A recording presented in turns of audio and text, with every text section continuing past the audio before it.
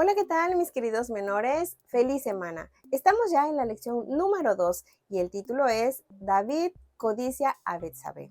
Vamos a conocer el relato para esta semana, pero primero veamos qué nos dice nuestro versículo para memorizar. Y recuerden, es versículo para memorizar. Así que espero que el versículo de la lección número 1 lo hayan aprendido y que este sea el segundo versículo memorizado en este último trimestre del año 2024. El Señor aborrece a los mentirosos, pero mira con agrado a los que actúan con verdad. Proverbios 12:22. ¿Cuál crees tú que son las consecuencias del egoísmo? ¿Hay algo que te ayude a recordar que debes tratar a los demás con respeto y amabilidad? Era primavera, la estación en que los reyes salían a hacer la guerra. Israel estaba en guerra con los amonitas, y mientras Joab, comandante del ejército israelita, y todas las fuerzas bélicas sitiaban una ciudad, el rey David regresó a Jerusalén. Un día, a la caída de la tarde, David se levantó de su lecho y caminó por la terraza de su palacio. Desde allí vio a una mujer muy hermosa que se estaba bañando en el exterior de su casa. Entonces envió a un servidor a averiguar quién era. Pronto supo que se trataba de Betsabé, esposa de Urías Eteo, uno de los oficiales más valientes y leales a David. David ordenó que la llevaran a su palacio. El rey durmió con ella y después la envió de vuelta a su hogar. Al cabo de un tiempo, Betsabé envió un mensaje a David diciéndole que estaba embarazada. El rey se había metido en dificultades. Sabía que había hecho mal, pero si lo reconocía públicamente no había forma de saber lo que sucedería. La ley prescribía la muerte de los adúlteros. Si Urías se enteraba, hasta podría él mismo dar muerte al rey. Y peor aún, hasta podría dirigir a todo el país a una revuelta contra él. En lugar de admitir su debilidad y volverse a Dios, David continuó haciendo las cosas a su manera y con su poder. Decidió hacer volver a Urías del campo de batalla para que pasara algunos días en compañía de su esposa. Era posible que nadie se enterara de que aquel hijo había sido engendrado por David. Pero el pérfido plan de David se llevó a cabo con un mensaje enviado a Joab en el que David le pedía que le enviara a Urías. Y cuando Urías llegó a la corte, David le hizo creer que necesitaba un informe especial de lo que estaba sucediendo en la guerra. Después que Urías presentó su informe, David le instó a que fuera a su hogar para que se bañara y descansara. Pero Urías, que era un soldado muy leal, no quiso ir a su hogar, sino que durmió con los servidores y los guardias del palacio. Cuando David se enteró, le preguntó por qué no había dormido en su propia cama. El leal soldado respondió que no le parecía justo irse a dormir a su casa para disfrutar de sus comodidades mientras Joab y los soldados estaban acampados. David intentó nuevamente hacer que Urías fuera a su hogar. Quédate en la ciudad un día más. Me imagino que estarás muy cansado, insistió el rey. Esta noche ven a cenar conmigo.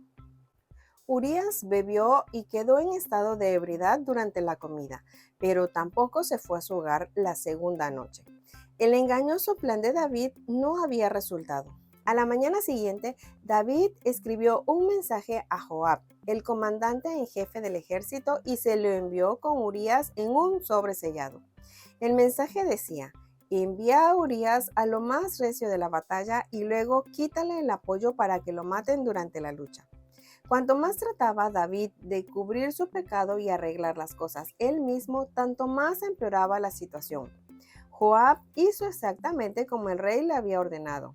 Mientras el ejército israelita tenía sitiada a la ciudad, envió a Urías a lo más peligroso de la batalla. Murieron varios hombres, incluido Urías. Una vez más, se envió un mensaje al rey David por medio de un corredor. Contenía el informe completo de la batalla. Decía que el ejército se había acercado tanto a las murallas de la ciudad que las flechas habían alcanzado y causado la muerte a soldados israelitas.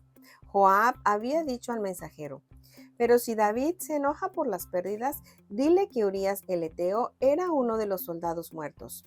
El mensajero dio el mensaje y luego llevó otra a Joab que decía: la espada mata tanto a uno como a otro. intensifica el ataque y destruye la ciudad. David creyó que había encubierto su pecado. Betsabé, después de un periodo de duelo por Urías, se casó con David. La caída de David no se debió a un solo pecado, sino a una serie de malas decisiones que tomó que lo llevaron a alejarse de Dios.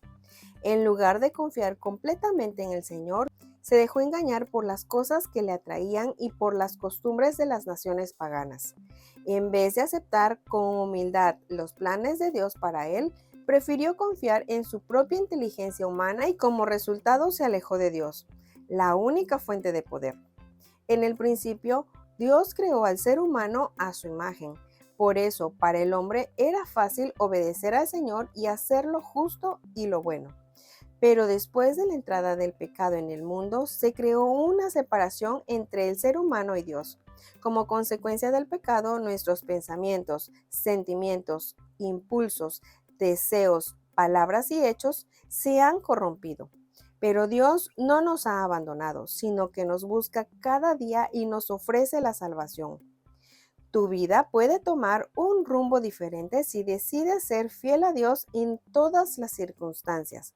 Confía en Él y obedécele, porque Él sabe lo que es mejor para ti. Y bien, mis queridos menores, ¿qué les parecen las acciones de David? ¿Creen que está bien conseguir lo que uno quiere haciéndole daño a los demás? Son cosas que debemos pensar y analizar sobre la historia de David. Antes de tomar alguna decisión, debemos consultarlo con Dios en oración.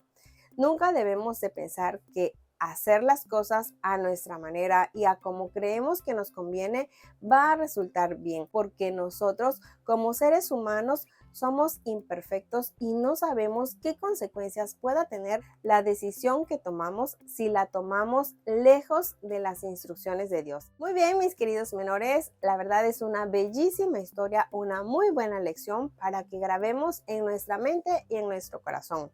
Les mando un abrazotote, que tengan una linda y bendecida semana y los espero en la siguiente lección.